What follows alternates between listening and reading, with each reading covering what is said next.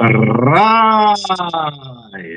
8 February 2026. And today I'm excited to be giving you the evening update. And today we're going to be looking at the events that have taken place and then where we are going. So where we are is called a moment of crisis. So a moment of crisis is a moment that demands clarity, especially on what is happening and what is going to happen. If you cannot have clarity in a moment of crisis, you won't be able to get out of the crisis. And at the moment, many people in the opposition, especially people who oppose Mnangagwa's 2030 agenda, they are moving from one side to another without direction. So this is the time when we need leadership. And I have been through many moments of crisis. However, there is no moment that we have ever been at this particular point where we have lost the life of some of the most important people in our struggle. So if you look at Geza passing away last week, and then the passing away of Saruwaka in a hit in Pretoria, those are the two most critical moments. They match the moment when Nyoka Mabunu was arrested. So when Nyoka Mabunu was arrested, at the peak of everything, it brought down the momentum of what was happening. So the government of Mnangagwa is very powerful on two sides. That is intelligence, infiltration, and then false communication. So if you look at Mnangagwa and how he operates at those levels. That is the level of intelligence. You infiltrate and destroy any organization. And then he is going to cover his tracks with false communication. That is lies. But to have those lies, they must have information. And at the moment, they wanted to get hold of who exactly is working with Geza or was working with Geza. And particularly the phone of Saruwaka is currently missing. The computer of Saruwaka is currently missing. And I know that in those gadgets, they are very important communications. However, I will not reveal what has happened to some of the other gadgets. So Saruwaka had a number of gadgets that he had or was using. But of those gadgets, 2 are currently missing. When I arrived at the police station this morning, I made it a point to ask the police what really was taken when Saruwaka was killed. And according to the record, they don't have any record of the phones. So inside of the police, they do not know or do not have information about any gadgets. So the record at the police says nothing was taken. But I know for a fact that Saruwaka's phones and laptop, which he had, because he just came from Swaziland at that particular moment, are missing. So someone does have those information or those gadgets. And normally those are looked at the same way that you looked at Nyoka Mabunu when he was arrested. The first thing that they did was to take over his phone, to take over his gadgets. I was one of the first people to reveal to you that Nyoka Mabunu had been taken. And now we were also some of the first people to reveal to you that Saruwaka had been taken. The reason is I am very confident and present during the times of a crisis. So one thing you should know about me, when there's a crisis, I am very clear about what is going on. And I'm able to clarify for you. And if you listen carefully to what I tell you, if you go back to what I've been telling you over the past 2 months, you understand the moment where we are. The moment where we are right now is a critical juncture. So at this point, if Mnangagwa makes an announcement that is going to go to 2030, something very big is going to happen. You remember I've been saying this. So to prevent that thing from happening, Mnangagwa is taking certain steps ahead of that time. That announcement has not been made. It was supposed to be made. You have seen that many people have been coming and saying, next week we're going to announce. Next week we're going to announce. They're not announcing. They first of all need to clear the ground. So they need to clear the ground before they make the announcement. And to clear the ground is to strike so much fear into the hearts of people that you eventually all just sit back and say, let them do what they want to do. However, I want to assure you that what you're going to see in the next 6 months, you've never seen. Even if 10 people are killed or 20 people are killed, what you're going to see between now and September the 4th, it is some of the most difficult moments you're ever going to see in Zimbabwe. We're at a very critical moment, and many people are going to have to choose a side. So you're either going to have to choose the 2030 side, or you're going to have to choose the side where the people and the constitution are. So currently, our constitution in Zimbabwe does not allow a president to go beyond 2 terms of 5 years. And what is happening right now, there is a group within ZANU-PF that wants to extend the term of Mnangagwa beyond the 2 terms, beyond the 10 years. So it doesn't matter if it's 1 year, it doesn't matter if it's 2 years, but that is unconstitutional. It is not allowed for a president to go beyond 10 years. So it doesn't matter how many people you kill, you are still not allowed by the constitution of Zimbabwe to go beyond 10 years. So you can come and kill me at my house. That is the law of the country. The law of the country says a president must serve 5-year term times 2, and then you go home. Another president takes over. So that is simply the conversation that I've had with Saruwaka before he passed away. That is the conversation we had. That is the conversation that Mdarageza was having before he passed away. Mdarageza is right now in a mortuary alone. There is no memorial service. There's no nothing. And that is the basis of everything that you are seeing right now. The basis of everything you're seeing is the 2030.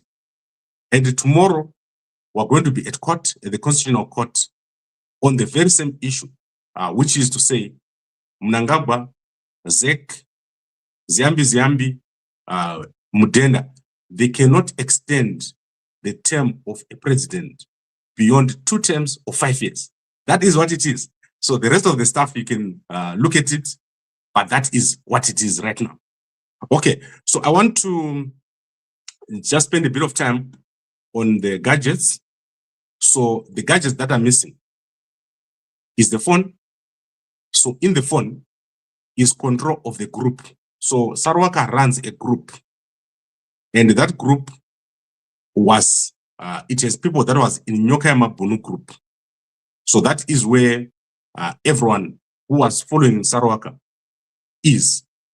It also shows the administrators of the group. So it's called Saruwaka Updates Zim Revolution.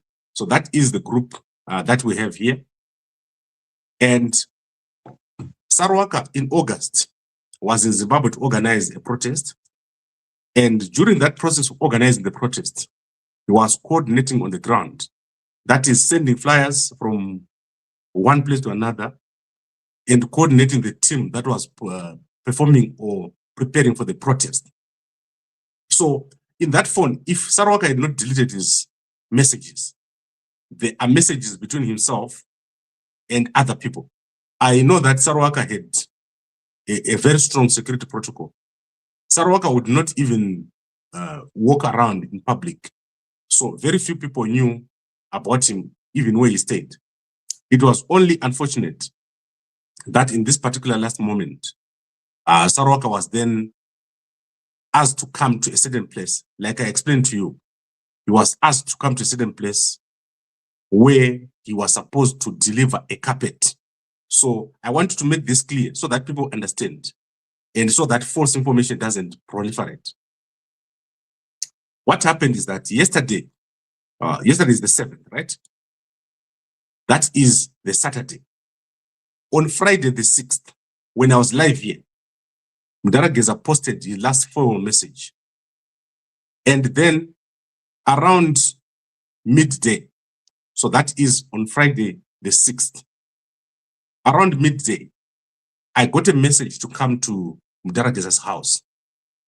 So I was the first person to arrive at Mdarageza's house. When I arrived, there was no one else. I arrived there, and before I went, I received a location. After receiving a location, I was told that this location was in Santon. So that was where Mdarageza was. I then phoned a number of people, including Saruwaka, and I said, Saruwaka, I know you're leaving today, but I've got a location of Mdarageza's house. I'm going to go there. However, if you see me not coming back to you within an hour, something would have happened to me. So you must follow me to this location. So when I got to that location, there was no one. So there was no one there. And I took a picture of the place. Then I just sat in my car. Someone called me and I went to the meeting. So I started to talk for almost an hour. And as I was talking, the hour passed. And Saruwaka realized that I had not came back to him within that hour. So he brought an Uber. He drove with an Uber guy to me. So there is a witness to this whole thing. An Uber guy came with him driving a Renault, a small Renault. And then they parked next to me. I was still on the phone. So I told them to wait. And then there was two guys. If you go to the video that we made, there were two guys who were sitting there. Those guys arrived. On their arrival, I was still on the phone. I said to Saruwaka, go to these two guys and talk to them. These are the guys who gave us the location.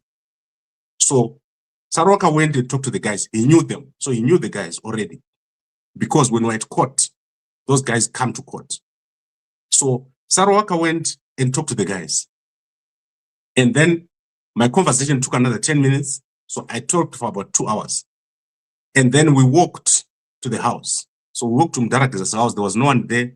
My Geza had gone to sort out the documents. So as I was there, I said to the guys, I want to make a live. So I went and I did a live, and they were sitting at the gate. My Geza then opened the gate for us. She was not there. She opened the gate for us, asked someone to come and open.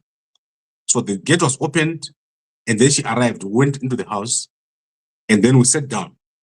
When we sat down, we obviously talked about all the other issues that were being talked about. And then Saruwaka introduced himself as Mike Geza didn't know him. And he said, we were working with Mdarageza. And one of the things that happened is that in August, I was in Zimbabwe to organize the protest. So we were working with Mdara. However, there are people that are in jail. So he was basically telling her about everything that was happening. That people are still in jail. We currently have war veterans that are in jail right now. So about 19 war veterans are currently in jail for the August protest, which was organized by Mdarageza. There was also Jim Kunaka, who is currently in jail for the same protest. There was also Mazbawo Shanduko, who is still in jail. So he kept describing this situation. And then he explained that he was going to Swaziland to stamp his passport because his passport was expired. He's not legally in South Africa if someone works here. So he goes every month. He either goes to Botswana or he goes to Swaziland where he stamps his passport. So his days were now finished and he had to go urgently on that night. So he was supposed to be out of South Africa by 12 midnight. Otherwise, his passport would expire. So Saruwaka went. We were supposed to go now because it was, I think it was now around 2. So he said to me, and I said to him, let me take you. So I drove Saruwaka to a place, a certain place in Jamestown, where he was going to then get picked up by his Uber. And then he was going to take a taxi from South Africa, go into Swaziland. And then from Swaziland, he needed to sleep in Swaziland. And then the next day, he'll come back. So that was Friday. So Friday the 6th, Saruwaka left South Africa and went to Swaziland. When he got to Swaziland, he stamped his passport and then he came back to South Africa. He was then supposed to call me when he arrived in South Africa. But I realized that he had not called me, but it was already around 12. I looked at his group, and if you go to his group, you will see that Saruwaka has posted a message And the message was to say, the family of Geza has said there's no new developments on the case or on the burial arrangements. So I was very busy with my own thing. I was doing my own shopping. I went around and the whole day passed. So the whole day passed. I never talked to him at all.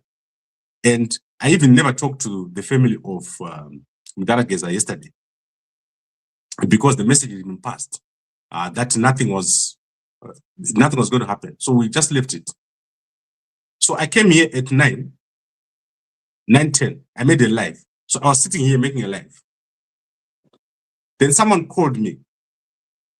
So someone called me when I was live here and said, Gambakwe, Saruwaka has been killed.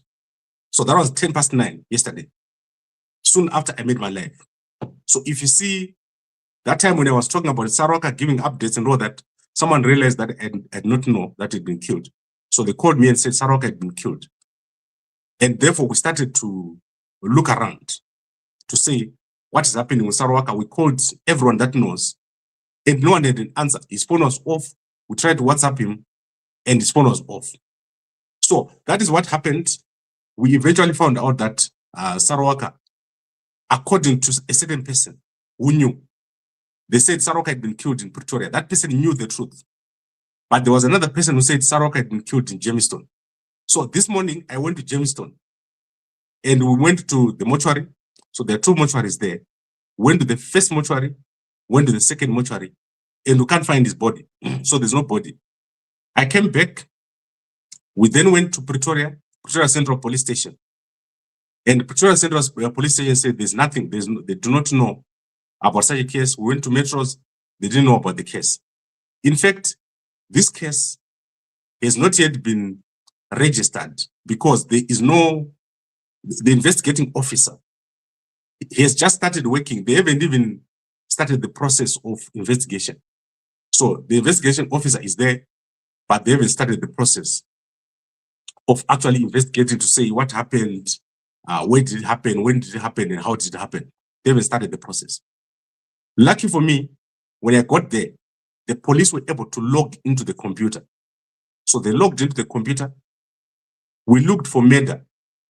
There were no murders during the period of the 6th to the 7th. So we were looking for the murders, and unfortunately, it became a problem. We couldn't find the name of Saruwaka. Saruwaka's name is not recorded. The name that is recorded is the name of the guy with the car. So the guy with the car is the one who is recorded, which tells me that the passport of Saruwaka could be missing. So that is what it tells me, that the passport of Saruwaka might be missing. So when they looked in the computer, they then told me, no, we've got these two guys who made that. This is the address, and the description says a Polo Vivo, two males were parked at number 188 Radium, and the police were informed that two males had been killed in that car, and there were cartridges on the side of the driver. So the Metros first went there, and then police went there, and then the bodies were moved to Steve Biko. So that is what happened. I then followed the trail or the address to go to number 188 Radium, which is where they were killed. Number 188 Radium is a suburb street. So you go into the suburbs. After the suburbs, you pass into an area where there's car repairs. So there are, you know, those guys who fix your cars. There's a house there where cars are fixed. So soon after that, you turn into a street, a very quiet street, and there's construction taking place, an open piece of park. So what happens is when you're parked there, someone can come from your left. So if you're parked like this, you are a driver like this, and you're parked on the side of the road. Someone can come from your right, and there's nothing, there's no fence or anything. Then as you are parked there are houses on the left. And on that particular house where they were parked, there is a lot of trees and garden kind of flowers kind of stuff. So it's a very busy house. It's almost as if there's someone doing a garden house or something there. So someone can come from your right, and there's a grader there, which is digging the park. So there's a construction site, but it's an open piece of land, which means if someone wanted to waylay you, they can waylay you inside of the ground. So there is a digging that is taking place. So what I suspect is, let's say someone wanted to waylay the guys, they wouldn't have to go far. They would possibly go into the trench and wait there. It's possible. Or they could go into the park and waylay them from there. Or they could drive into the street and waylay them from the side of the road. But according to my sources, it's more likely that the guys came out of the trench or out of the park and then shot. And the good thing is that the police do have some witnesses. So that is the good thing. The police do have some witnesses who saw the whole thing. So I am sure and I'm confident that some people are going to be caught. In South Africa, you cannot do a murder and not get caught. It's almost impossible because there is technology here that is different from other countries. So my expectation is that within the next few weeks, we're going to have someone who is going to be caught over this murder. The guys who did it, you are going to see them, they're going to be caught. And also, we do have information on the gadgets. So very soon people will be arrested over this murder and over this hit. It's going to happen. And I do believe that this is something, or people who are very close to Saruwaka, people who know him, are involved, because you cannot know everything that he does, like carpeting and all that, without being close to him. So my belief is that someone is going to get caught. But this is the smaller side. The bigger side is where we are right now. It's a moment where 2030 has got only 6 months from now to September to get realized. If 2030 doesn't happen by 4 September, it's dead. So it's a last moment for the people who want to push for 2030. And it's also a last moment for the people that want to stop 2030. So the fighting in ZANU-PF over 2030 is going to be open and brutal. So what you're going to see, and as I said before, you need to have clarity. Move away from the small players. Move away from the garbage and the trees. We need to go up above the situation. The current situation that we have right now is very dangerous. So it's not dangerous for me. It's not dangerous for any small guy. Those are no one. I am talking about the key players in ZANU-PF. They are in a lot of danger right now. So you are going to see a lot of shuffling, a lot of changing, and a lot of organizational fighting within ZANU-PF. And what has happened to Saruwaka, it has heightened the fears of many people in ZANU-PF. They are now afraid for their own safety. And it's also dangerous from Mnangagwa. So you see this situation that has been created, it has made it dangerous for everyone, including Mnangagwa himself. He's no longer safe. And it's also possible that there are people who are around Mnangagwa who want to make the situation worse or to escalate the situation. So this is an escalation. What you're seeing, the death of Mdarageza, the death of Saruwaka, these are moments where whoever is going to take over in Zimbabwe has to show if they are capable. Are they able to stand and defend the current position and to show that they can lead and take over in Zimbabwe? So it's a ZANU-PF situation, but it's very important. As we speak right now, we've got Mdarageza inside of a coffin. He is lying at a morgue right now. It's not resolved. The burial of Mdarageza is going to be a critical moment. You're going to see what happens over there. It means now it's no longer an ordinary burial. It's now a very difficult burial. Then you've got the burial of Saruwaka. It's going to be a very difficult burial. These things are happening. And that is why I'm saying we need to understand where we are. The crisis, we are inside of a big, big crisis. And unfortunately, many people don't see it. They see the small players, see the big players, see the bigger picture. The country will never be the same again. So Zimbabwe has entered a new era. And it started last year. Last year, on these very moments like this, we started to see Mdarageza coming out. This year, we're going to see new people. So we're going to see new people emerging. You're going to see them, and it's going to happen in front of your eyes. So I hope it's clear. We've got missing gadgets. So currently a phone and a computer of Saruwaka. And then we've got an investigation that is ongoing. I believe that people are going to be caught. The actual people who put the trigger are going to be caught. The organizers in South Africa are going to be caught. But the real issue and the real deal is in Zimbabwe. So that is where everything is. Watch very carefully. In the next 6 months, we're going to have a totally different ZANU-PF, and the 2030 agenda. Either it's going to succeed or it's going to fail. But for Mnangagwa, this is also as dangerous as it is for the other guys who are on the other side. So I hope that you're clear about that. Let's look at the comments. Let's look at proper comments. So don't worry about ZANU-PF trolls. Guys, I've been through so many crises. I started my channel in 2010. When I returned from the United States in 2010, I started my channel. This is 2026. There is nothing I've never seen that is happening. I've seen Mugabe coming and going. I've seen Mnangagwa coming and going. I've seen Juru coming and going. I've seen Chamisa coming and going. I've seen Trangirai coming and going. I've seen Nyoka Mabunu coming and going. I've seen Geza coming and going. I've seen Saruwaka coming and going.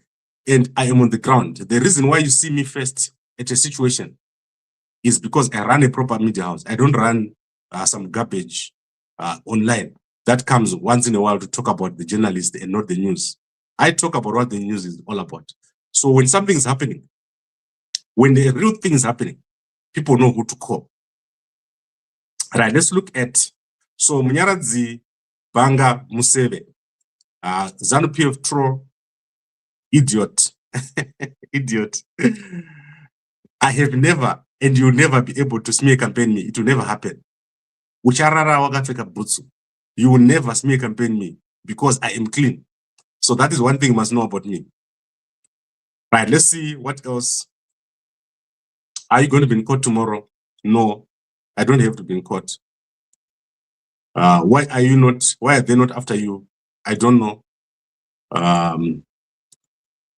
Apana chinosekeza chipo ichi chinoratidza zvose. Yes, that's correct.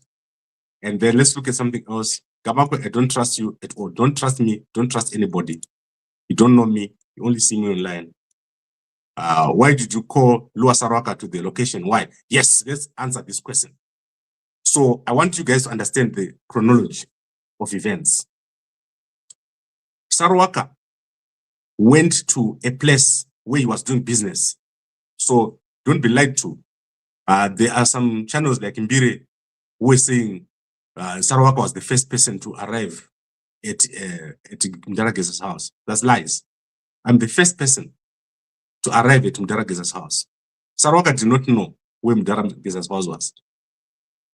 I was the only person who knew.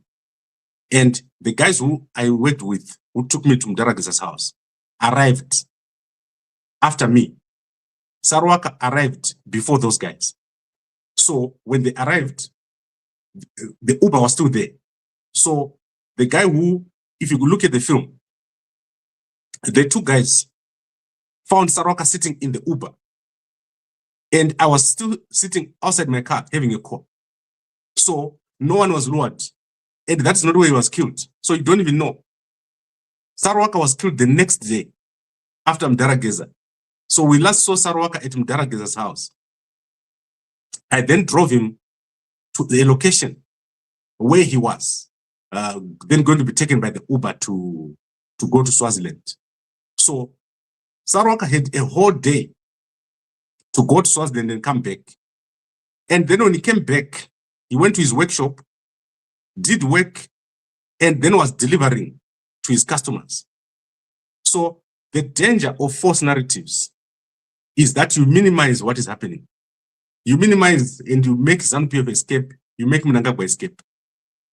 Don't listen to garbage. Don't listen to garbage, because the day when we want the truth, it is going to be taken away by lies. So don't listen to a channel that has got no views. Listen to a person that was there.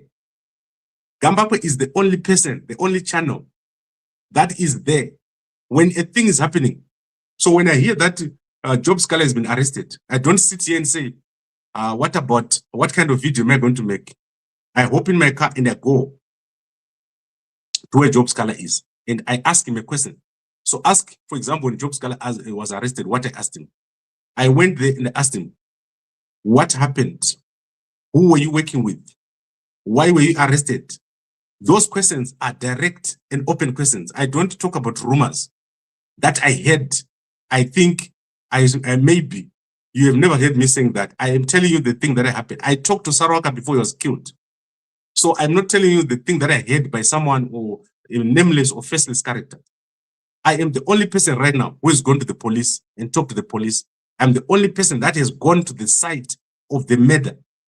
So you can never smear campaign me. It will never happen. I'm a professional. If you want to know a professional, that's me. So forget about lying about me. It will never happen.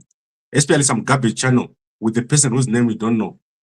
If you see a channel that has got a name, the name of the person who's talking, you don't know them, or the face of the person, do not know it. What are you listening to? You don't even dare talk my name if we don't know your name. Who are you? We have never seen your face. Who are you? What are you talking? So that is what it is.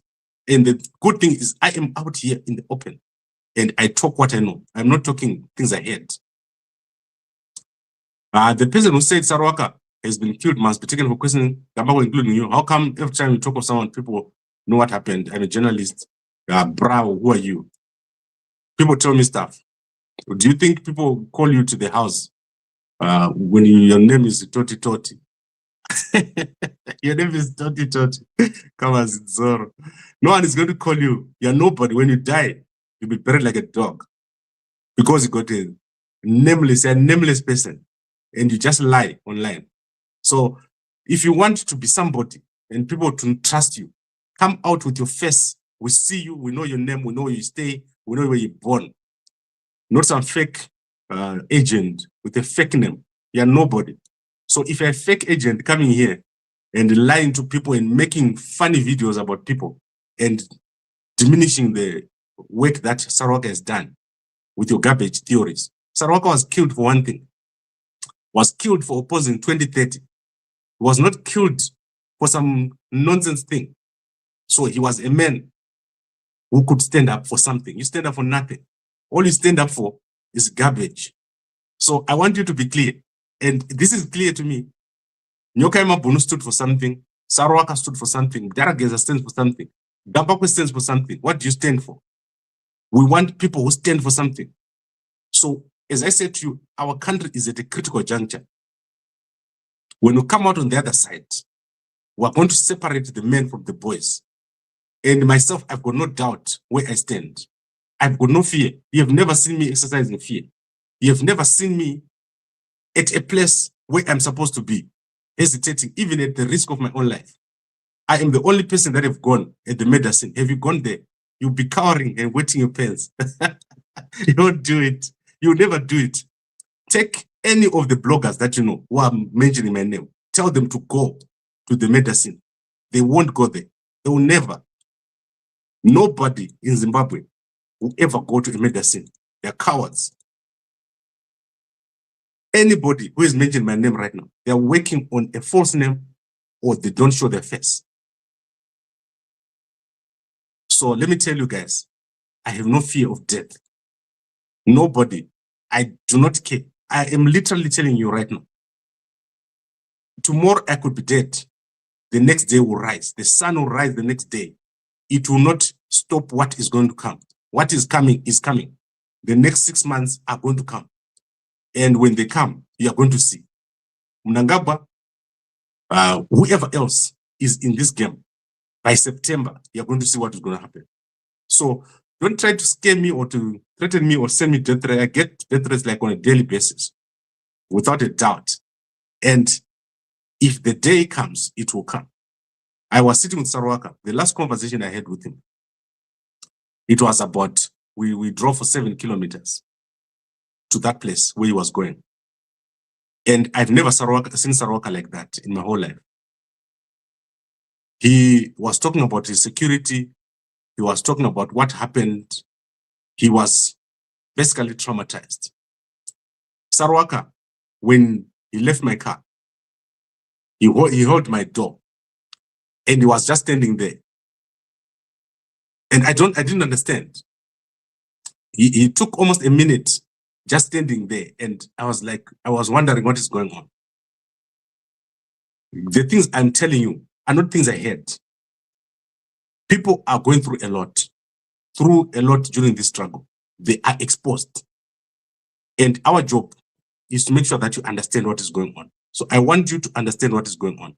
The biggest thing right now is 2030. It's nothing else. There's nothing else except for 2030.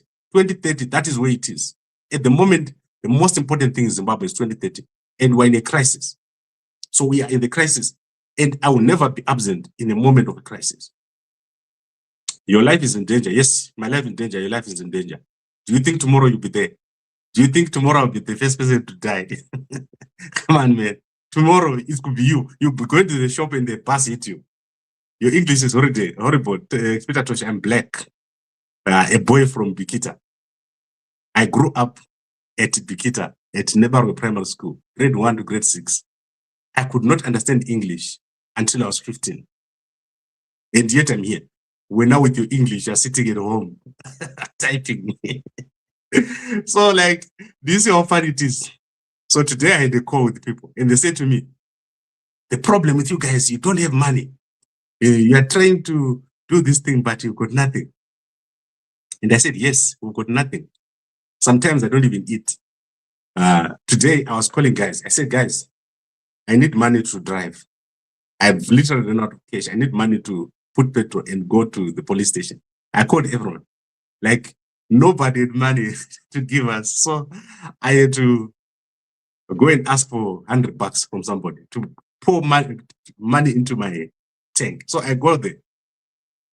What's the point I'm trying to make to you? You guys who think you've got everything, you are cowards. You are afraid. You've got, there are people right now with $1 million in their bank. They could easily say, Saruwaka, here is money. I buy a little car. They don't do it. And yet, when everything comes on the other side, you're going to be the biggest beneficiary. Some people have died. But the people with the resources, they've got so much to lose. They are scared. But one thing I must tell you, if you put away fear, and you get to the other side, you are going to be one of the greatest people ever. Your name will never be forgotten. And when you look at our current situation in Zimbabwe, we're so close to everything being okay. But we need leadership. We don't need people that are only good at talking. We want people who are able at doing. So people who are doing, who can do. And that is where we don't have people. Saruwaka is a doer.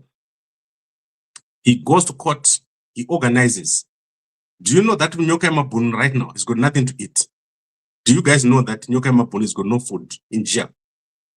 Did you know that Nyoka Mabun literally has no money to eat?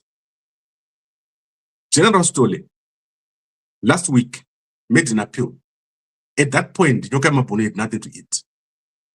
The only money Nyoka Mabun got last month was 800 rands. 800 rands is about $30. In jail, it's very expensive to live in jail. There are so many Zimbabweans who can easily send $100, but they don't do it.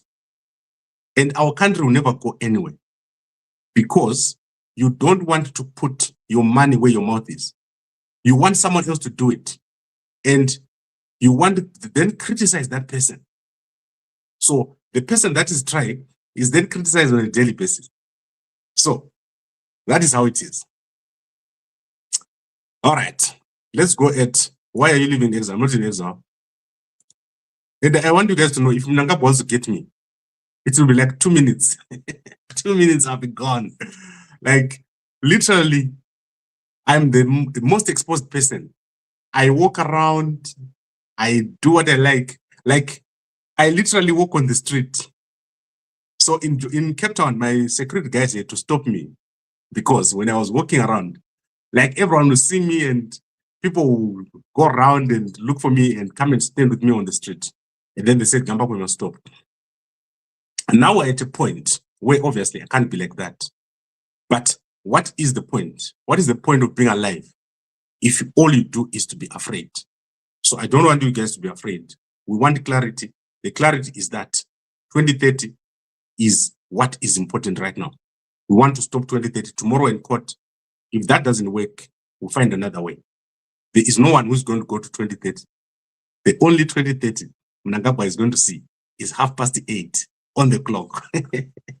Mdara endinakidza uyu, mdara geza, mdara wangu, aindinakidza mdara uyu. The only 2030 Mnangagwa is going to see is 8:30 on the clock. The ancestors of our country, our God, everyone that you can think of will never allow Mnangagwa to see 2030. It will never happen. I'm telling you this. Even if it's the last thing that happens, that man will never see 2030. Even if you kill everyone, like you go and kill Gambakwe, you kill Saruwaka, you kill everyone, you arrest the 19 officers, you keep them in jail, it will never happen. Are you a journalist? I'm not a journalist, I'm a media company owner. I'm the biggest media company owner in Zimbabwe right now. And I've got more employees than anybody else. Because they're AI employees. I don't understand the relevance that you are making noise about. Yes. Mnangagwa will never get you because you are the project. You're brave, yes. Come Peter. I am no one's project. I'm clean. What the problem you life. One thing I was taught is that as long as I'm alive, tomorrow I can be doing something else. So, 41 minutes. I'm talking longer than Makandiwa. I'm talking longer than Makandiwa. Okay, guys, so this day we've done it. I have been out there. We have given you the information that you needed. When you go to sleep, you know more than when you started. Don't forget that we're in a moment of crisis. In a moment of crisis, we need clear communication. We need clear leadership. We will provide you with both. Our country is not short of leaders. Our country is not short of clever and intelligent young people. Mnangagwa will not finish us all. It will never happen. Mnangagwa will never finish us. You can send assassins to everybody. You will never finish us.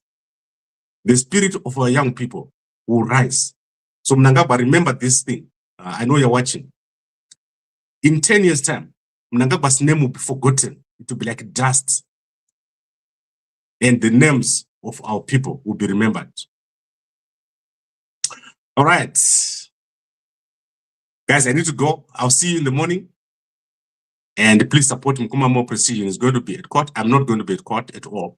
I'm got business to deal with down here in South Africa. Let's see what happens. And a good night to you all.